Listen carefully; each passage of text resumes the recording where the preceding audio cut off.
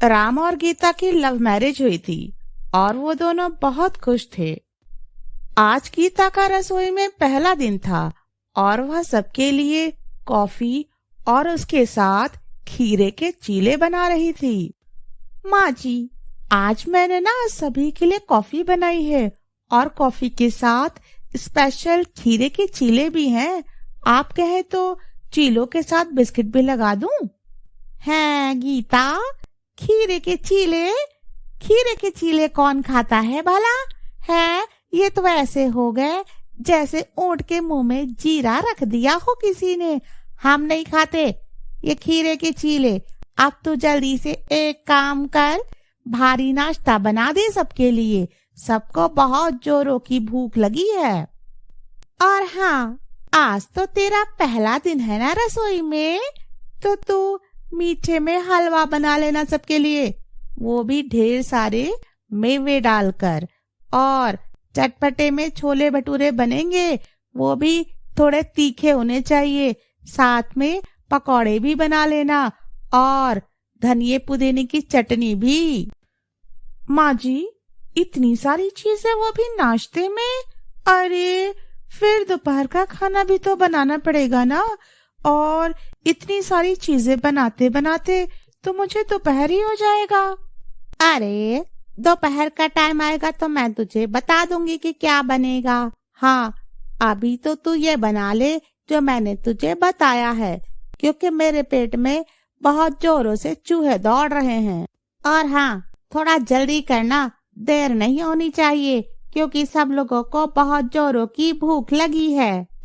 ठीक है माँ जी, आप लोग जैसा खाते हैं ना, मैं वैसा ही नाश्ता बना दूंगी आप लोगों के लिए। शायद आज रसोई में मेरा पहला दिन है ना, इसलिए मम्मी जी इतना सब कुछ बनवा रही है मुझसे। रोज थोड़ी ना बनता होगा इतना सब कुछ। मैं तो ऐसे ही घबरा रही थी। अब तो खड़े खड़े क्या सोच रही है? तुझे कुछ और बनाना है तो साथ में वो भी बना लेना। हाँ, हमारे यहाँ किसी चीज के लिए कोई मना ही नहीं है, पर हम लोग तीखा और चटपटा ही खाते हैं। ठीक है मम्मी जी, मैं अभी बनाती हूँ। गीता ने नाश्ते में इतनी सारी चीजें कभी नहीं बनाई थी, इसलिए वो काम करते करते बहुत ज्यादा थक गई। चलो फाइनली सब कुछ बन ही गया, लेकिन इतनी सारी चीजें बनाते बनाते मेरी तो हालत ही खराब हो गई है। कोई बात नहीं गीता, आज तो तेरा पहला दिन था ना, कल से तो सभी लोग नॉर्मल खाना ही खाएंगे। अरे गीता, नाश्ता बन गया हो तो जल्दी से डाइनिंग टेबल पे लगा दे, सभी लोग बहुत जोरों से इंतजार कर रहे हैं। जी माँ जी, बस हो गया, मैं अभी सभी के लिए डाइनिंग टेबल पर खाना लगा देती हूँ। गीता कुछ सेकंड्स में ही डाइनिंग टेबल पर सभी के लिए खाना लगा देती है। सभी लोगों को बहुत जोरों की भूख लगी थी, इसलिए वो लोग डाइनिंग टेबल पर आकर बैठ जाते हैं। आज तो बड़ी अच्छी खुशबू आ रही है, जिसे सूंघ कर मेरे मुंह में पानी आ रहा है। गीता, अब जल्दी से खाना परोस दो सबको। सभी लोग बड़े मजे से खाना खाने लगते हैं। अरे नाश्ता तो तूने बड़ा अच्छा बनाया है, बड़ा तीखा और चटपटा, मजा आ गया खा के। थैंक यू मम्मी जी, पर मुझे लगता है ना कि तीखा थोड़ा ज्यादा ही हो गया है। चलो ये तो हो गया, अब दोपहर के खाने में दाल मखनी, पुलाव, रायता, फ्राइड सूखी सब्जी और कचौरियाँ बनाना है। दोपहर को भी इतना सारा खाना? हाँ बहू, और मीठे में जलेबियाँ भी बना लेना। अरे मेरे लिए तो लहसुन की चटनी बना देना, वो भी लाल मिर्च वाली, और उसमें घी और जीरे से फ्राई भी कर देना। माँ जी, अभी अभी तो इतना सारा नाश्ता बनाया है सबके लिए। अरे इसमें कौन सी परेशानी की बात है, इतना सब कुछ तो रोज बनता है इस घर में। कम है ना, अभी हम लोगों ने थोड़ा कम कर दिया है खाना। वो क्या है ना, अभी हम सब लोग डाइटिंग पर हैं। तो आपके हिसाब से ये डाइट का खाना है? अच्छा। गीता के ससुराल वाले तो बस खाने के लिए ही जी रहे थे, सुबह शाम हर समय बस खाना ही खाना, क्या बनेगा, हर समय यही प्रश्न उनकी जुबान पर रहता था। मम्मी जी, पापा जी, ये देखिए, आज ये मेरा नौकरी का लेटर आया है। मैंने एयर हॉस्टेस के लिए अप्लाई किया था और मैं सेलेक्ट हो गई। अरे वाह बहू, ये तो बड़ी खुशी की बात है भाई। अब तो इसी खुशी में सफेद वाले रसगुल्ले बना दे जल्दी से। इसी खुशी में ब्रेड पकौड़े भी हो जाएं, क्यों पिताजी? हाँ हाँ, मैंने भी ब्रेड पकौड़े बहुत दिनों से नहीं खाए हैं। इसी बहाने ब्रेड पकौड़े खाने को मिल जाएंगे। मैं तो नूडल्स खाऊंगा टमाटो केचप के साथ। आप मेरे लिए वही बना देना, मुझे बहुत पसंद है। हाँ हाँ चिंटू, तुझे जो कुछ भी खाना है ना, वो आराम से खा लेना। वैसे भी गीता बहुत पढ़ी लिखी और होशियार है, उसे सब कुछ बनाना आता है। गीता सबकी बातें सुनकर बड़ी ही शॉक्ड हो जाती है, क्योंकि सबको अपनी अपनी फरमाइशों की ही पड़ी थी। अरे, उन्हें तो एक नया बहाना मिल गया था तरह तरह के पकवान खाने का। गीता अपने कमरे में बैठी बैठी सोच ही रही थी कि वहाँ पर उसकी सास आ जाती है।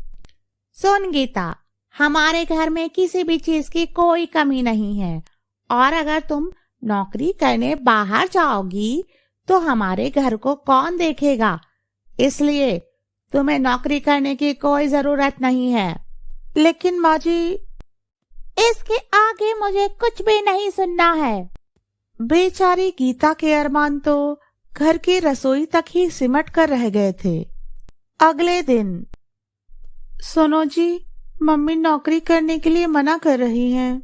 अब मम्मी मना कर रही हैं तो तुम्हारे लिए ठीक ही होगा। वैसे भी हमारे घर में किसी चीज की कमी नहीं है। सास तो थी ही, अब पति को भी उसकी नौकरी में कोई इंटरेस्ट नहीं था। अरे गीता, पाव भाजी खाने का बड़ा मन कर रहा है, जरा बना देना सबके लिए। सबके लिए? हाँ भाई, ये सबकी फरमाइश है। और हाँ, बैगन के पकौड़े भी बना देना लस्सी के साथ। यहाँ तो बस सबको खाना ही खाना सोचता रहता है। मेरे बारे में तो किसी ने कुछ भी नहीं सोचा। और एक बार फिर से सभी लोग मजे से नाश्ता करने लगते हैं। भाई मजा आ गया पाव भाजी और पकौड़े खाकर। हाँ गीता, नाश्ता तो हो गया है। रात को तुम गोभी के पराठे बना लेना, मेरा बड़ा खाने का मन कर रहा है। बहू, मेरे लिए तो तू सरसों का साग और देसी घी के पराठे बना देना। मैं तो चाइनीज खाऊंगा, मुझे तो मोमोज बहुत पसंद है, मुझे तो मोमोज खाने हैं। अब ये सब बातें सुनकर गीता को अच्छा नहीं लग रहा था।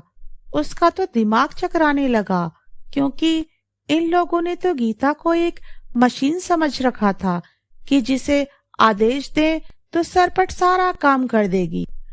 मैं तंग आ चुकी हूँ आप लोगों की फरमाइशें पूरी करते करते। आप लोगों को तो बस हर समय खाना ही खाना सूझता रहता है।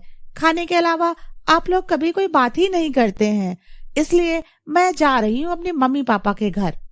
इतना कहकर गीता अपना सारा सामान लेकर वहाँ से चली जाती है। अरे माँ, गीता तो नाराज होकर चली गई। अरे बेटा, जाने दे उसे, देखते हैं कितने दिन अपने माँ बाप के यहाँ रुक पाती है। पर माँ, अब हमारा खाना तो आपको ही बनाना पड़ेगा। अरे नहीं नहीं, मुझसे तो इतना सारा काम नहीं हो पाएगा। तब तो हमें ऑनलाइन खाना ही मंगाना पड़ेगा। अब वो लोग जो भी खाना चाहते थे उसे तुरंत ऑनलाइन ऑर्डर कर देते थे। कभी पिज्जा तो कभी बर्गर और न जाने क्या क्या, और खूब जी भरकर मजे से खाते खाते अचानक से गीता की सास के पेट में भयानक दर्द होने लगा। उन्हें तुरंत डॉक्टर के पास लेकर गए। सारी जांच करने के बाद ये पता चला है इनके पेट में घाव हो गए हैं। ज्यादा तला भुना और मसालेदार खाने से ऐसा हुआ है। अब इनको बिल्कुल सादा ही खाना खाना होगा, तभी ये सही हो पाएंगी। सास की तबीयत का सुनकर गीता घर वापस आ जाती है। अरे गीता बहू, हमें माफ कर दे, अब से हम सादा खाना ही खाएंगे। तू हमें जैसा खाना बनाकर खिलाएगी हम उसे खा लेंगे। हाँ गीता, अब हमें समझ में आ गया है कि ज्यादा तला बना और मसालेदार खाना हमारी सेहत के लिए अच्छा नहीं होता है। अब हम घर का बना हुआ सिंपल खाना ही खाएंगे।